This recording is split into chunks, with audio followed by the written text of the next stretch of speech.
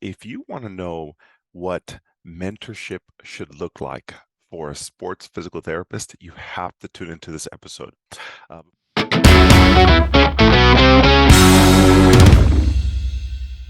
Hi, everyone. Welcome back to the podcast. Welcome all new listeners and welcome back to those who have heard my content in the past. If you want to know what mentorship should look like for a sports physical therapist, you have to tune into this episode.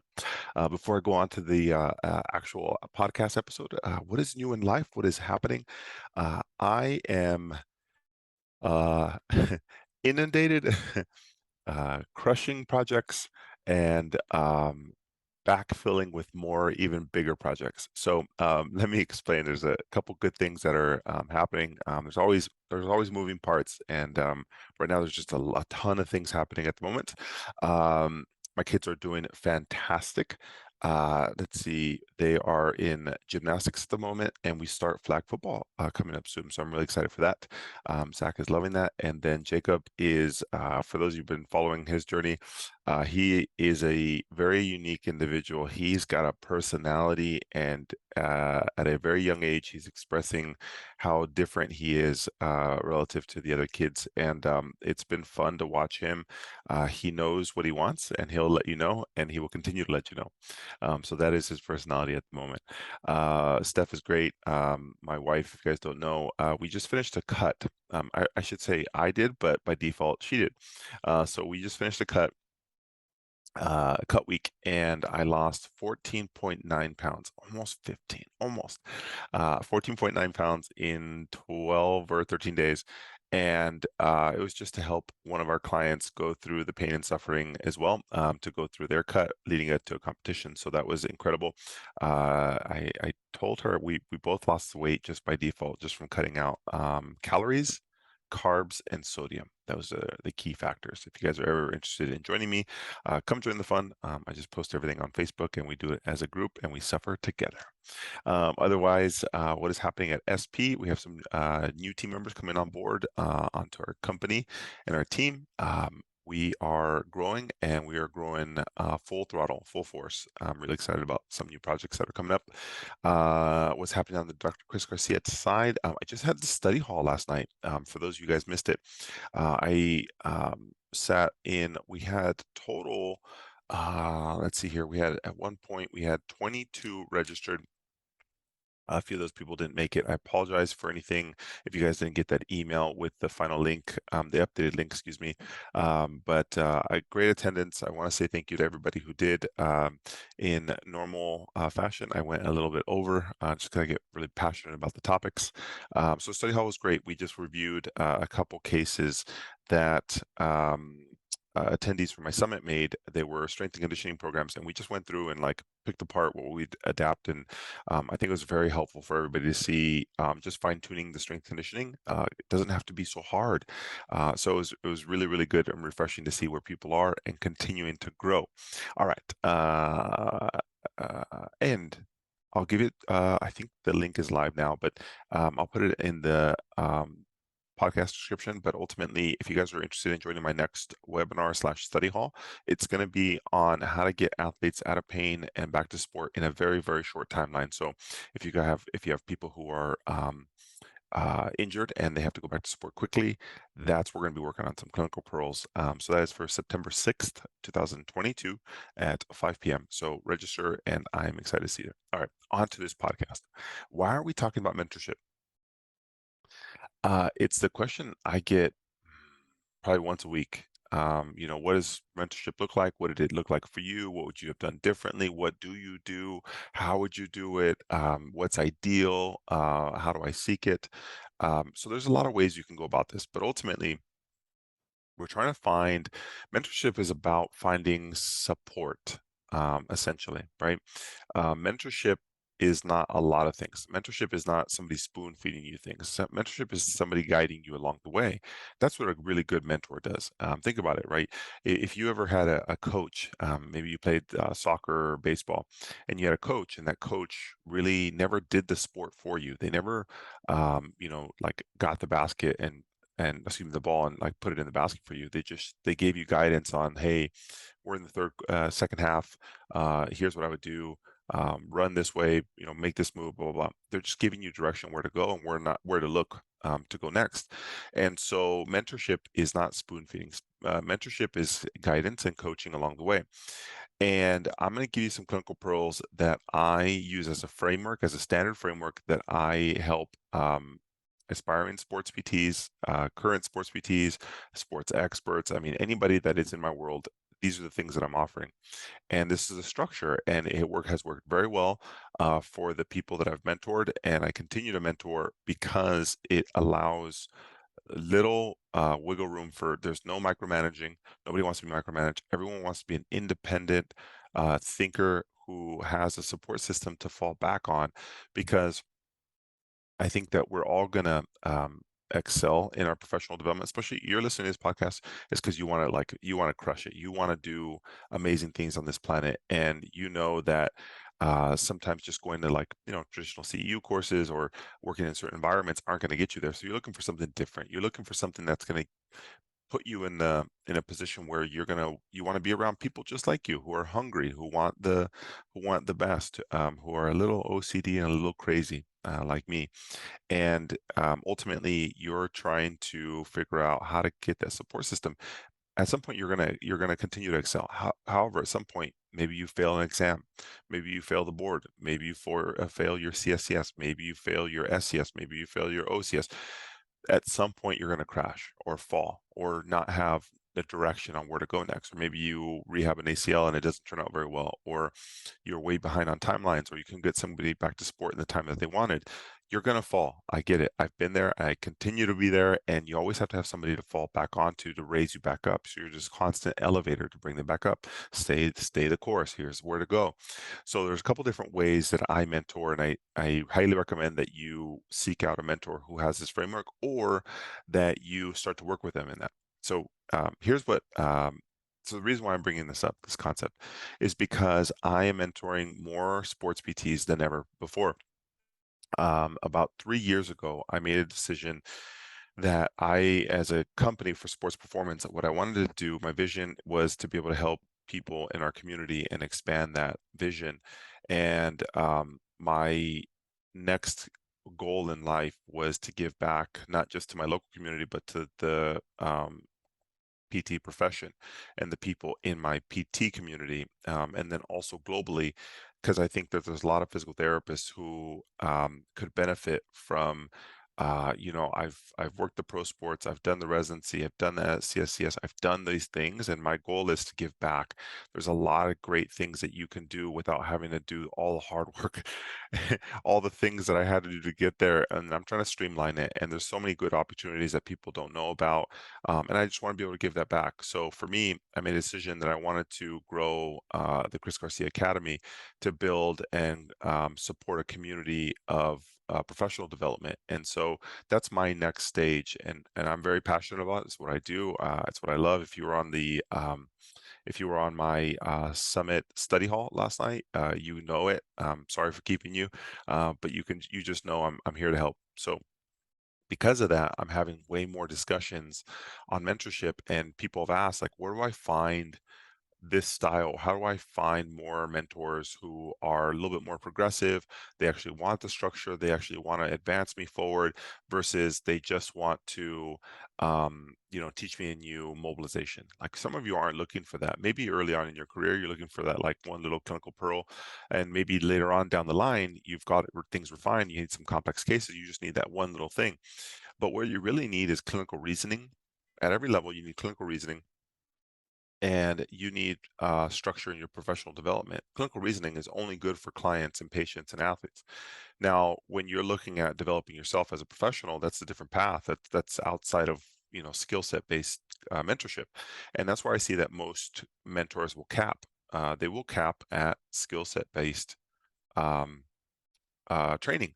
And I've talked about this gap, the talent gap, and that when you as a clinician are working with an athlete and they're low training age, they haven't worked out before, and you just create a basic strength program, they're going to get better. Why? Because they have low training age and they're just acquiring a new skill. So they're going to get strong, they're going to get fast. Now, when you work with somebody who's in the pros and you try and build a strength program, unless you know what you're doing, you're not going to see a lot of improvement because they're so fine-tuned. They have a larger training age that they're going to need only small fine-tuning things. And maybe you don't have that skill set, but you had the skill set for the newbie, but not the pro athlete. And what's going to happen is as you work with more higher individuals, the gap between skills will start to narrow down. So unless you are seeking out that opportunity to keep that talent gap nice and wide and healthy, it becomes very difficult to continue to support somebody. So most mentors that I see in an orthopedic setting, it's just because they had an OCS or an SCS. Their talent gap will end ultimately when they can no longer help you support with like a couple good cases, but then now like professional development. What if you want to go pro sports? Or what if you want to go to college, university? Like their talent gap like just departs because they haven't been there, they haven't learned it, they haven't lived that. So mentors need a little bit of that experience, but they need constant reflection. They need constant growth. So you want to find a mentor who's just constantly growing, not just in skill set, but to professional development. So whether that's time management, their nutrition, their fitness, their health, their ability to take athletes to another level besides pain management, ability to get them back to sport, ability to manage their strength conditioning. Now you keep that talent gap nice and wide. So a lot of times mentors focus so much on skill, and there becomes a talent gap that just narrows down because skill will always be refined, and you'll cap at some point. So I think that when you look for mentors, you want to find somebody who can continue to give you that nice healthy gap. It's always got to be there. It's something I truly believe in the way I mentor, and anybody that mentor that wants to be able to mentor others needs to keep that gap as well. So it's a constant growth. Once you're a mentor, it doesn't mean you're always a mentor. You can hit caps. You'll find that you can hit maybe a new grad, and maybe they're 5 to 8 years out.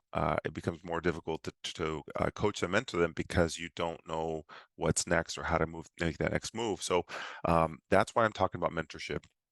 So when we talk now on what does mentorship look like, I want you to keep in mind, if you have a mentor, they have some of these qualities? Are they doing what some of these things are? And if not, start to push them.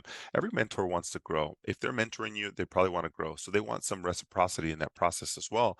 Because as I mentor people, I love their feedback. One of the things that I will try and do is see where people are with my feedback, and can I adjust to that? If they're not getting the concepts, if I'm not delivering the message they need, I got to figure out how to get that connection. And that's constant growth on the mentor side. And so when you look for somebody, make sure these qualities exist. So let me start it off. I have a couple topics here. First and foremost, learning versus growing. Okay. When you're talking about mentorship, you have to understand that there's a big difference between learning and growing. I've mentored people who are like, "Hey, Chris, I'm ready to rock it. I want to be able to be a great physical therapist, sports PT. I'm ready to put in the hustle, the hard work," and they take in my information. They, maybe it's a podcast, maybe it's my YouTube channel, maybe it's Instagram, and they take it all in. And then I do a checkpoint with them, like, "Hey, where are you at? Like, where are you on the progress?" Like, "Oh, I didn't have time for that. I, went out over the weekend, or I couldn't do this, I couldn't do that." Whatever, lay on whatever excuse you want. And the reality is that you're just learning, you're soaking in information. But the difference between learning and growing is actually executing on that information. So the people who just learn. So if you're just a podcast listener, you're a YouTuber, but you don't implement any of that action, they're not really growing. You're just learning. So you're a sponge, but you can't produce what that knowledge has just now given you. And so what I really encourage you to do is find a mentor who will constantly challenge you to grow. Growing is not fun sometimes. There's growing pains in growing. When you're growing, there's no comfort zone. There's no way that you have time. You are constantly, for your first 3 to 5 years as a clinician, you better be hustling, you better be growing. If you're just learning, you're wasting your time. You will forget what you did last week. You don't even remember what you ate last week. On Tuesday of last week, what did you have for dinner? You don't remember. What was your workout 3 weeks ago at 2 p.m. or 6 p.m. or whatever time you worked out at? You don't remember that. So what was the podcast you listened to a month ago about McKenzie exercises. What was that Con Ed that you took 6 months ago? Right. Well, my point is you can't remember any of that because there's so much content being delivered that if you're just learning, you're not implementing, and it's not really helping you grow. It's just filling the day and filling the head with ideas, but never implementation. So you want somebody who's going to constantly help you grow. And what that might be is just constant check-ins. They need to be present. They need to be there. You have to have some accountability. And that is, there's 3 points to mentorship. And I say this with any athlete that I deliver service with. Number one is motivation. Some of us need the motivation. If you're seeking out mentorship, it's likely you have the motivation. Some people need it certain times. They're going to provide you motivation. That's what a mentor does. Number two is they provide you accountability. This is a big component, accountability. Because if on your own, you know that you're going to struggle, maybe you've been trying to study for the CSCS for the last 5.7 years. Maybe you thought about the OCS for the last 5 years, maybe you thought about the SCS for the last 2 years. You've been thinking but never doing, and you need somebody there to be like, all right, where's the checkpoint? You said at 1 year you want to put that application in. Let's go. So you have somebody who is there for accountability. So you do need a mentor to help you with a little bit of motivation, a little bit of accountability. Most people think of mentorship in the education aspect, and I think that's great. I think that the world revolves around education, but without the accountability, the education means nothing. That's going to be one of the differences between that learning and growing aspect. You can take in all the education, but unless you have accountability and keeping you on track and target to be able to continue to grow, that is where the difference lies. So you need constant accountability with that. So you need the motivation, you need the education, you need the accountability. Number two, and then we said learning versus growing. You got to be growing. Okay. Number three, so there's three high level ways that you look at any problem that you do as a clinician. At the principal level, like the highest level, so imagine 3 tiers. At the highest level, what are you trying to do for somebody when you're treating them as an athlete or as a patient? As a provider, what you're trying to do is reduce their pain. That's not really the principal level. You're trying to get them back to sport. Okay, but what's the purpose? Like, it gives them fulfillment. And you're trying to get them to a point where they like love life again. Most of us walk around life with some type of pain, right? Like, I have a little bit of shoulder discomfort right now, maybe a little elbow stuff. All of us have a little bit of aches and pains, but that doesn't interfere with your life, so you don't get treatment for it. The people who are coming to see you is because that pain, that ache, has interfered with their quality of life, and it's blocking them from achieving a certain feeling. So for them, they love soccer. Why? Because it gives them like this balance and feeling of like being fulfilled, that they love life, they're filled with it, and you're helping them get back to that. So you're not getting rid of their knee pain. I think you need to get rid of that simplistic view of what you do as a clinician. And there's something I talked about at my study hall. The APTA's mission is on the vision of the APTA is that we help improve the human experience through movement. Strength and conditioning programs have nothing to do with movement, yet we can still do strength and conditioning. So human movement is only one aspect that is not overarching the whole thing that we can help somebody on. Strength conditioning allows somebody to get back to the quality of life that they want to be able to do. They want to run faster, they want to jump higher, they want to get a scholarship. Movement had nothing to do with the execution point of designing an exercise program.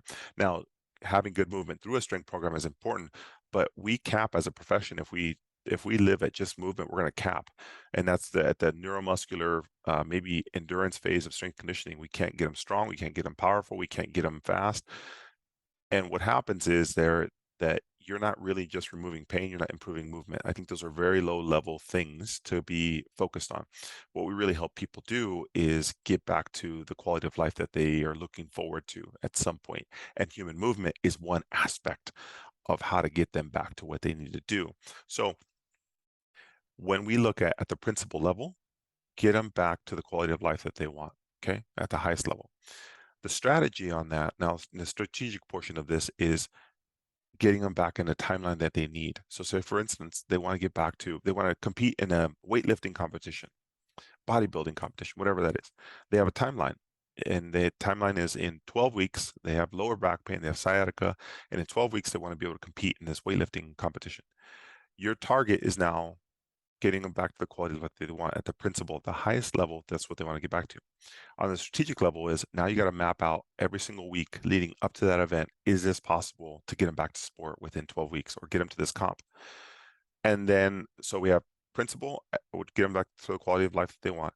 The strategy level is, can you get them back in the timeline that they want?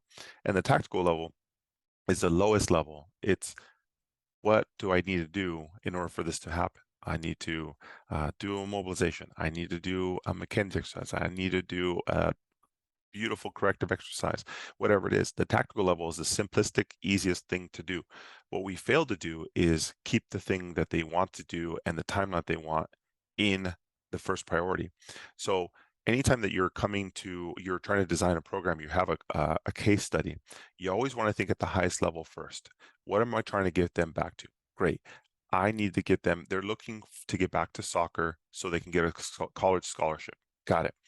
What's the timeline? I got 2 months to get this person back to season because their playoffs start in 9 weeks. Got it. So now, working backwards, what do you need to do to fill the gap? The funny thing is, the more people I mentor, the more sports physical therapists I mentor, the more we focus on, well, what exercise is best for that? Irrelevant. What do they want to do? What's the timeline? And fill the gap with a good skeleton and figure out the exercise afterwards. It's the last thing versus the first thing. It's something that we worked on as we create strength and conditioning programs. The more people that I work with on strength programs, the more I realize that we always gravitate towards like, well, which exercise would fill the priority, because we're always thinking movement. What we need to do is think high level first, figure out the strategy and the timeline. From there, then you can fill the gap. It's so much easier. I promise you, it's so much easier to think like this. So now you know my framework. Anytime that a clinician comes to me with a problem, I need to know where is the problem? At the principal level, strategy level, or at the tactical level? Well, it's tactical. I just need like clinical pearl. I haven't been able to figure out the back pain. Sounds good. What's the timeline? And are you really doing what they need to be? Like, is this the thing that they're trying to do? Do they really want to get back to 100%, or they just need to be 90%, but they want to be back running? Well, then you need to be 90% with running. They just want to like run 3 days a week. Got it. So we don't really need to worry about pain-free. Pain-free is just this weird, mysterious thing that people desire that is never, ever possible. It's momentary, just like happiness, right? You've been fulfilled as a clinician. You finally achieve your degree and you're like, awesome, I did it. And that gratification lasted maybe a day, a week, a month.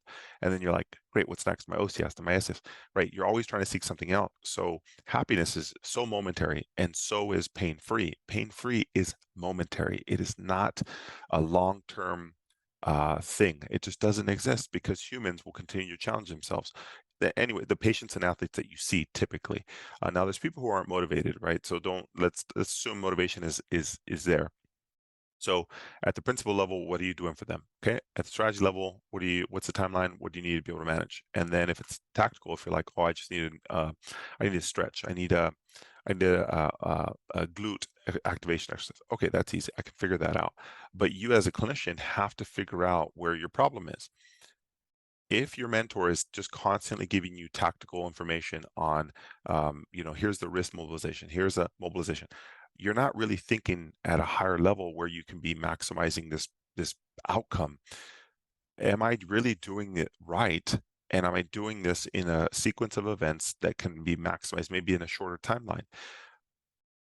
Get away from the mobilization, get away from the manual technique, get away from the exercise, and think, is there any way that I can get this person better faster in a shorter timeline? And if that's different, now you have to think a little differently. Like, well, okay, what would I change? They have to be at 90% at week 5, 80% week 6 or 4, 70% week 3. How do I get them 70% better in like 3 visits? That's a better question versus the technique, because now you're figuring out, well, what other variables do I have to consider? So when you're working with your mentor, if they're giving you just tactical information, meaning just treatment-based information, you want to be able to have somebody who can float between all 3 levels. It's like an escalator. You're going to be able to ride that escalator. Well, I don't need help with the technique. I just need to know, am I in the right place with this case? They play 2 different sports. They don't ever have a rest break. I'm trying to design a program. How do I insert a basic general preparation phase or a specific preparation phase or an off-season training program? That's a higher level question. That's a better question than, they continue to have knee pain. Which technique do I need to do to mobilize the patella to have a little bit more inferior glide? That's good if you're in the pain, in competition, in the pain management mode. But at some point, you're postseason and you got to be able to fix the root of the problem. And I think that we live in this constant in competition mode where you're always focused on how to get the pain away faster. And then we have to figure out how to design a program, a lifestyle program and strength program so that that doesn't happen again. And it has to be in the in the postseason or in the off season. And that's my personal bias, but I absolutely love getting people to another place, another activity, to get them to more competitive soccer, more competitive karate, whatever it is. And so you're constantly seeking out, where are you on this escalator? Is it at the top level, principal level? Are you having trouble at the strategy level? And are you really just focused on the tactical? If you're still focused on tactical, you need to be able to zoom out. And maybe that might be a cap in the way you're seeing that, but also it could be that your mentor is not providing anything outside of that. So mentorship should be able to ride that escalator all day, every day, because in your professional career, you're always gonna have all three problems. So we covered principal, strategy, and tactical level, learning versus growing. Ultimately, what is mentorship? Mentorship is you're riding the you're just riding the like coattails of this person, right? You're essentially not relying on your mistakes to learn. You're relying on their mistakes to help you learn way faster. So their path might have been all over the place, right? They had uh, uh, first 3 years were rough, blah blah blah. Maybe they were complacent for the first 2 years. They hustled for the next three, and they're now a clinic director, and they're crushing it a week, or they're at 8 to 10 years out. Now that pathway could have probably been streamlined just a little bit. And ultimately what you're trying to do is when you're looking at mentorship, you're looking at how do I expedite not creating mistakes, relying on my mistakes, but all learning and adapting from others' mistakes. And that's pretty powerful for you to consider what mentorship is. It's you're looking for direction, but ultimately you're trying to minimize the mistakes you make and just learn from other people's mistakes, not yours. So that to me is what mentorship is. You're just constantly using other people's learning lessons and just adapting it to you. And all you're doing is now all those lessons may not give you the best, outcome all the time, but what it did is it allowed you to think differently. You now knew what could possibly go wrong, and you made a better decision within that framework. That's all it does. Mentorship just gives you an opportunity to learn and use better strategies with more information. That's it. That's all you're doing.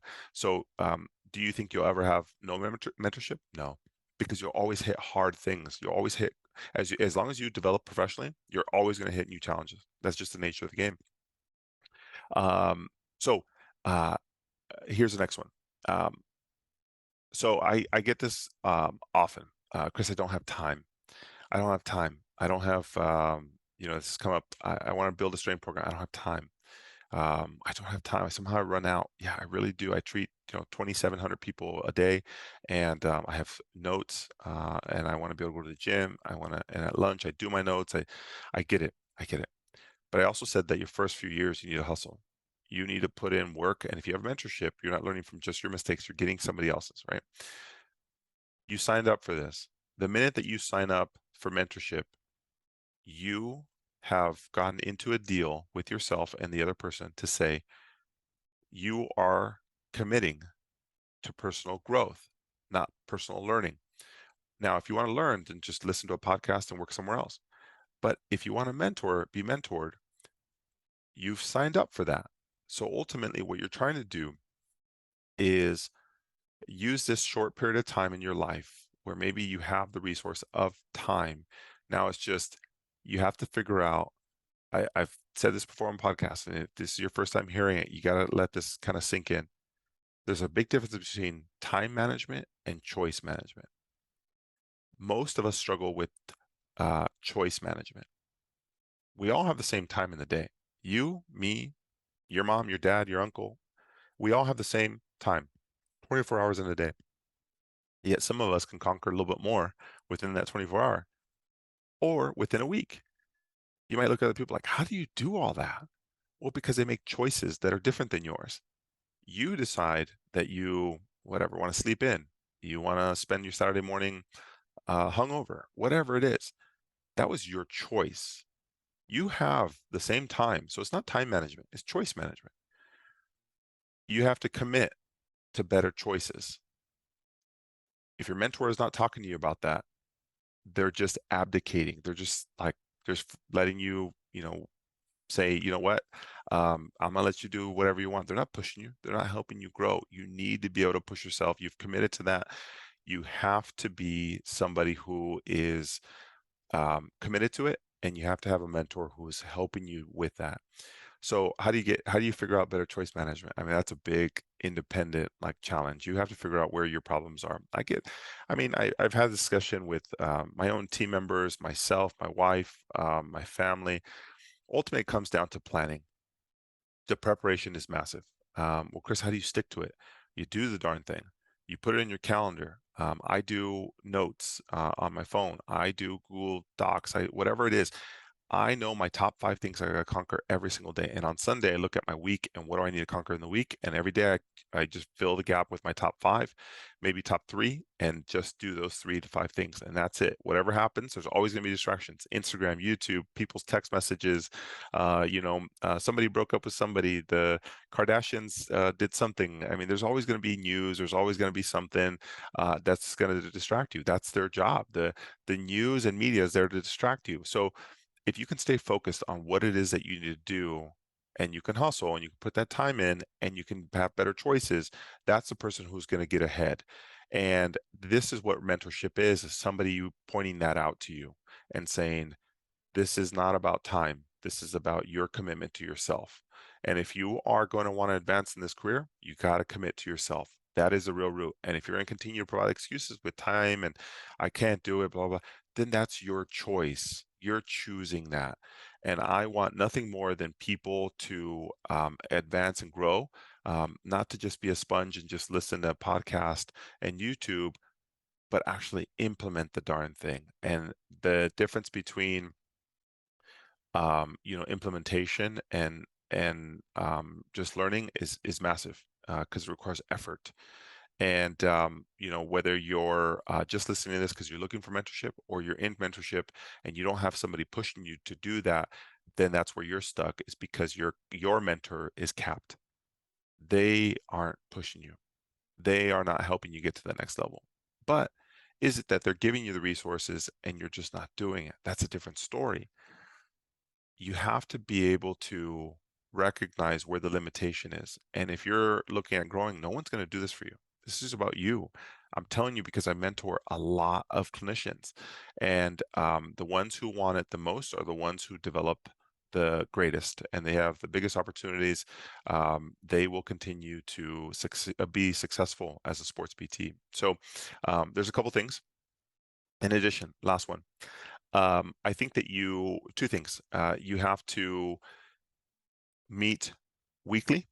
I think that so early on in the mentorship phase, I think you have to meet weekly just to kind of give a general guidance. And I say 90 days is kind of a general rule that we use. 90 days, meet weekly, it's 13 weeks. And then you move on to monthly.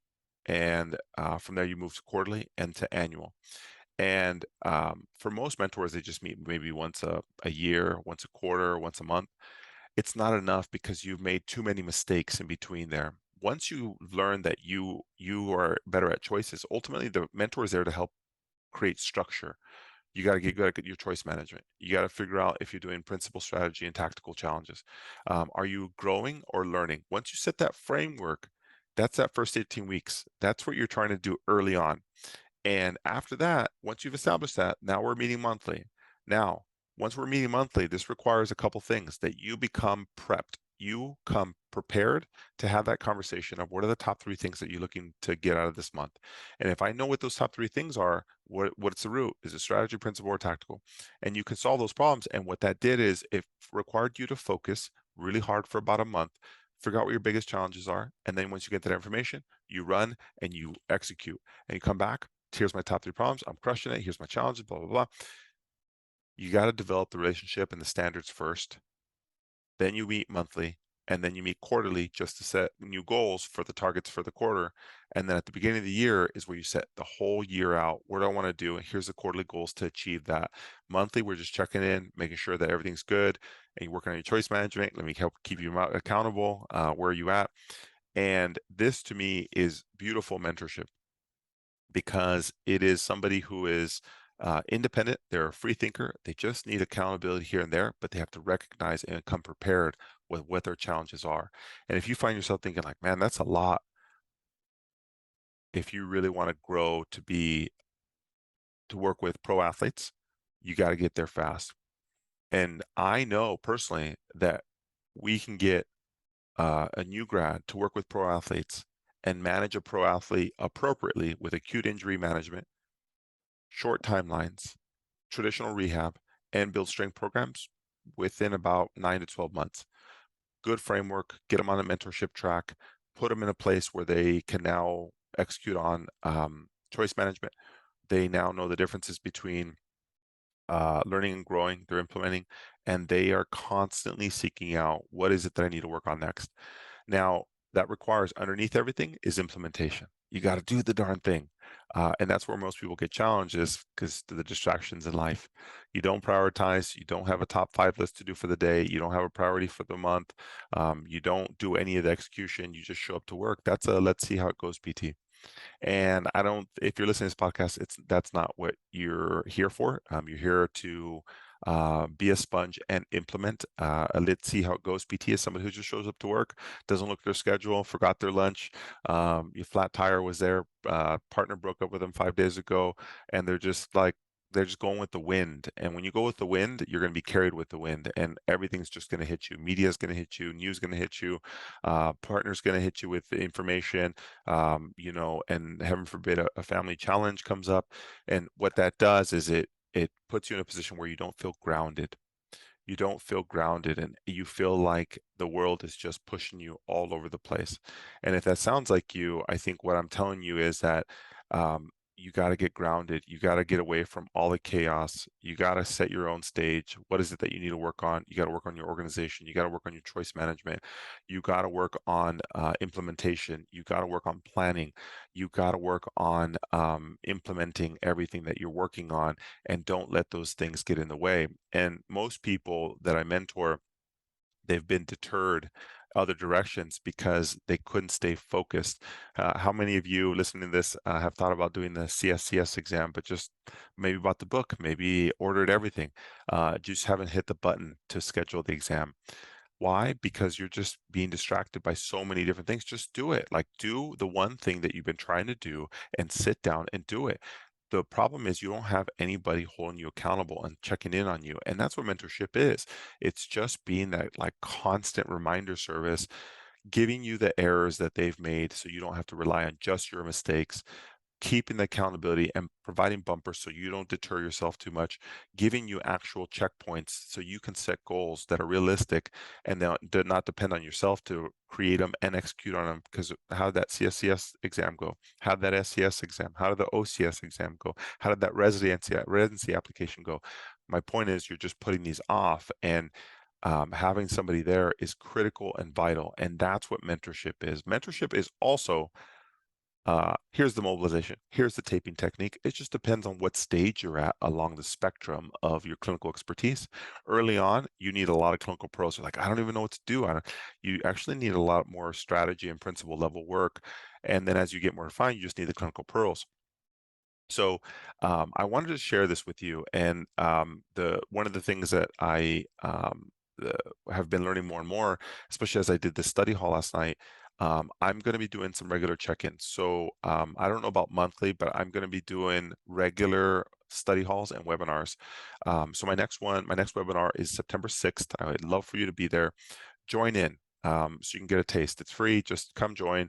I'm going to do a study hall / webinar on how my clinical pearls that I've seen in professional sports on how to get an athlete from uh, an injured time point back to sport when they have a short timeline. So say for instance, they have a tennis tournament in 3 weeks and they just sprain their ankle. What do you do to maximize their healing and accelerate their healing so that they're actually able to participate at the highest percentage? And believe it or not, I'm not going to go straight to the tactical level. There's a lot of principle and strategy on what's the timeline, what do we have to do on a day-to-day basis and week-to-week basis before that, and then we'll insert the clinical pearls throughout. But if you learn the framework, then you know the timeline will work. So my goal and vision, this is all leading up to my foundations, my Sports PT Foundations course, which is in September the 17th and 18th in San Diego or virtual. Ultimately, I'm trying to get you to understand at different time points, you're going to have different challenges in your career. You will always have short timelines somewhere in your like year of treating patients. You're gonna have a person who's like a high school kid. They want to be able to play in the national or so the NBA in the local championship game, basketball championship game, and they need help and they flare up their back. They have 8 days. What do you do? Do you say no? Do you just work on the same McKenzie exercises that you did before? Do you mobilize? Do you stretch? What do you do on a day-to-day basis? What would you do from a recovery standpoint? So when you have short timelines, that's a different ball game. So we're going to work through that. I'll work on giving you some of that information on the webinar on the 6th, and then on the course on the 17th and 18th. And then don't forget, I also have the management of the barbell athlete, I think on October 15th, 16th. If you come to the foundations course, I'd love to have you in the barbell course. The barbell course can be done virtual. It is nice to be done in person. That is in San Diego. That is at our location near the airport. I'd love to have you in there. I'm going to keep it to about 10 people just because barbell mechanics requires time and a lot of attention. So either way, that's what's coming down the pipeline, wherever you are on this planet, wherever you're listening from. One, I appreciate you. Two, stay the course. Three, whatever goals you have, stick to them. Don't let yourself fall off track. And I am going to be that resource to keep you guys on track. That is, it's worked tremendously with the people I've worked with, and I want to be able to do that for you guys as well. So if you're new to my world, welcome to the chaos that I try and create in everybody's life by giving them more structure and giving them targets and keeping them accountable. This is my passion. It works. I'm telling you, I've done a residency, so I understand what a framework looks like. I know what the skeleton looks like, and that's what I am essentially creating here with an online community to be able to help people who are across the country, maybe don't want to do a residency, can't do a residency, not into it, but still want to advance as a sports PT. Maybe they don't have an SES or a CSCS, but they just want to take that next step. Or maybe you're a student and you want to be able to get a head start. So that's where everything's at. Sorry for the lengthy podcast. I absolutely love you guys, and I appreciate every one of you. All this is coming from your feedback, so continue to provide that, and I will see you guys on the next episode.